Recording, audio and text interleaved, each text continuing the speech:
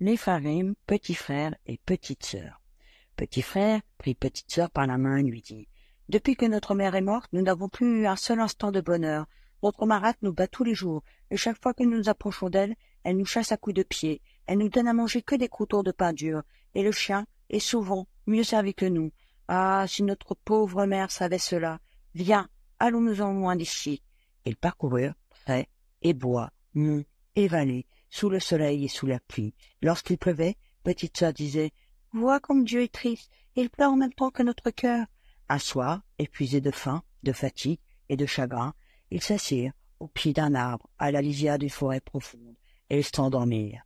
Le lendemain, lorsqu'ils s'éveillèrent, le soleil était déjà haut dans le ciel et tardait sur eux ses chauds rayons. Petit frère dit à petite sœur « J'ai soif, il me semble entendre le murmure d'une source. Allons à sa recherche. » Ils partirent, la main dans la main. Mais leur méchante belle-mère était une sorcière. Sans qu'ils puissent s'en douter, elle avait suivi les enfants dans leur fuite et ensorcelé tous les ruisseaux de la forêt.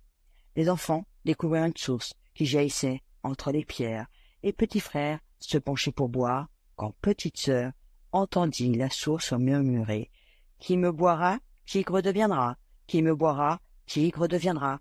Ne bois pas, je t'en prie, sinon tu seras transformé en une bête féroce qui me dévorera. » Petit frère ne but donc pas, malgré sa soif ardente. « J'attendrai que nous trouvions une autre source, » et ils reprirent leur recherche. Ils découvrirent bientôt une deuxième source, mais au moment où petit frère se penchait pour boire, petite sœur entendit la source murmurer « Qui me boira, loup deviendra. Qui me boira, loup deviendra. » Alors petite sœur s'écria « Ne bois pas, je t'en prie, sinon tu seras changé en un loup cruel qui me mangera. » Petit frère ne but donc pas, malgré sa grande soif. « J'attendrai la prochaine source, mais là je boirai malgré tout ce que tu pourras me dire. J'ai bien trop soif maintenant. » Lorsqu'ils atteignirent la troisième source, petite sœur l'entendit murmurer « Qui me boira, chevreuil deviendra. Qui me boira, chevreuil deviendra. » « Ne bois pas, je t'en prie, sinon tu seras changé en chevreuil et tu t'enfuiras. » Mais hélas, petit frère s'était déjà agenouillé et avait trempé les lèvres dans l'eau de la source. À peine en avait-il avalé quelques gouttes qu'il fut métamorphosé en chevreuil. Petite sœur s'assit près du chevreuil, lui passa les bras autour du cou et pleura. « Je ne te quitterai jamais, mais il ne faut pas non plus que toi tu me quittes. » Elle dénoua le ruban blanc qui retenait ses cheveux et le passa autour du cou du chevreuil. Ensuite, elle arracha des joncs qui poussaient près de la source, les tressa et en fit une corde qu'elle noua au ruban. La petite fille et le chevreuil s'enfoncèrent alors davantage au cœur de la forêt. Ils marchèrent longtemps et arrivèrent enfin à une carrière où se dressait une maisonnette solitaire. Petite sœur s'approcha et regarda par une des fenêtres. Elle vit que la maison était vide et décida de s'y installer. Elle ramassa des herbes sèches et de la mousse et fit une litière molle et confortable pour le chevreuil. Tous les matins, elle lui cueillait de l'herbe fraîche qu'il venait manger dans sa main. Elle se nourrissait de baies, de racines et de noisettes. Ils jouaient ensemble toute la journée, et quand venait le soir, la petite fille, après avoir fait sa prière, se blottissait contre le chevreuil et posait la tête sur son front tiède et doux. Tous deux s'endormaient alors paisiblement. Leur bonheur eût été sans ombre si seulement petit frère avait recouvré sa forme humaine. Des années passèrent, le chevreuil était devenu un animal grand et fier, et la petite fille, une belle et charmante jeune fille. Or, un matin, au petit jour, le roi du pays organisa une grande chasse dans la forêt. Les sonneries des trompes, les aboiements des chiens et les cris des chasseurs résonnèrent sous les arbres. En les entendant, le chevreuil bondit sur ses sabots et s'écria « Ah, petite sœur, les trompes m'appellent, laisse-moi sortir !» Petite sœur refusa, mais il la supplia tellement qu'elle céda. « Reviens sans faute ce soir, » lui dit-elle. « Je ferme la porte pour que les chasseurs n'entrent pas ici, mais lorsque tu reviendras, frappe 2 coups en disant « Petite sœur, laisse-moi entrer, sinon je ne reviendrai pas. » Alors le chevreuil s'élança au dehors et sauta joyeusement dans les taillis.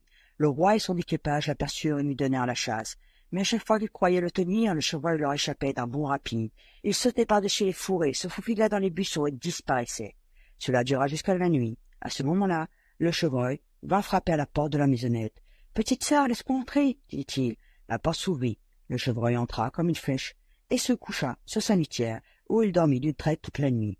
Le lendemain, la chasse reprit. Dès que le chevreuil eut entendu les premières sonneries des trompes et les appels des chasseurs, il se leva avec impatience et supplia sa sœur de le laisser sortir à nouveau.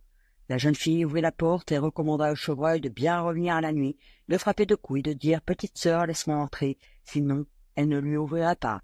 Lorsque le roi et son équipage revirent le chevreuil avec son ruban blanc autour du cou, ils lui donnèrent la chasse, mais il était trop vif et trop rapide pour eux.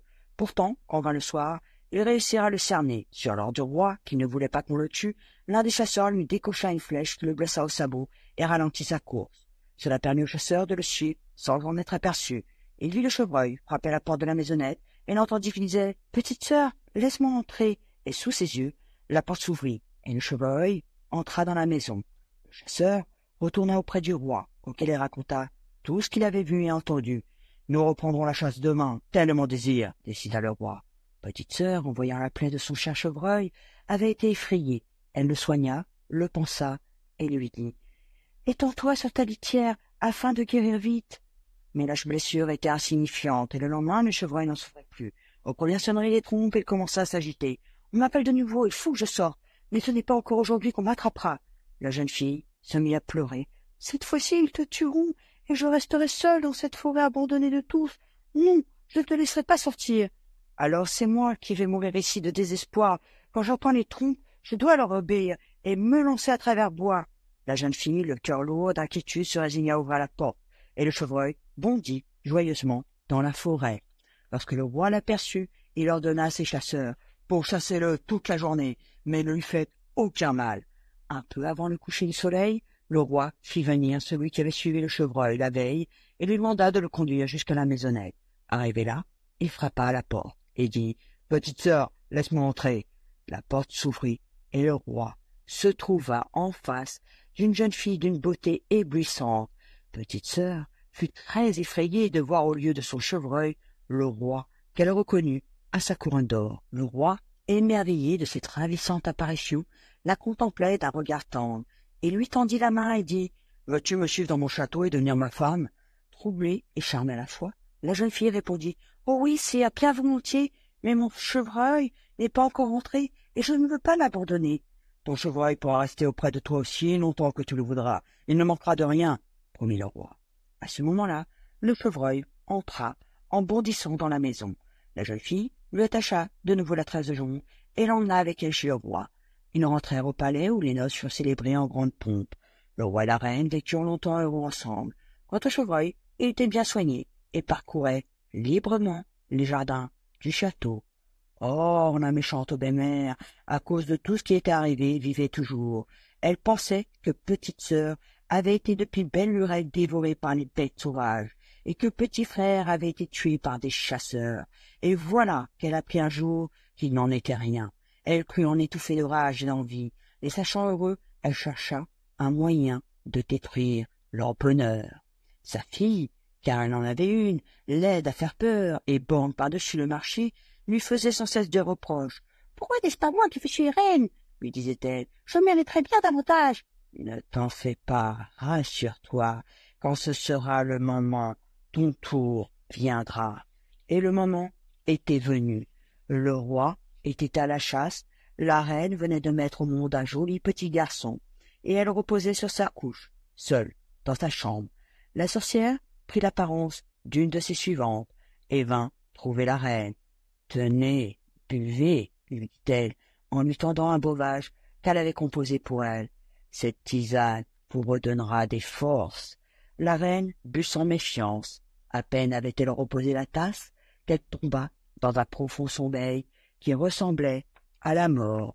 Aidée de sa fille, qui se tenait prête, la sorcière transporta la reine dans un réduit qui touchait à la chambre de l'enfant. Elle y enferma. Puis elle dit à sa fille « Prends la place de la reine dans son lit et veille bien à te tourner du bon côté afin que le roi ne voie pas que tu n'as qu'un œil. Je ne peux pas t'en offrir un autre. » Mais pour le reste, elle lui donna l'apparence de la reine.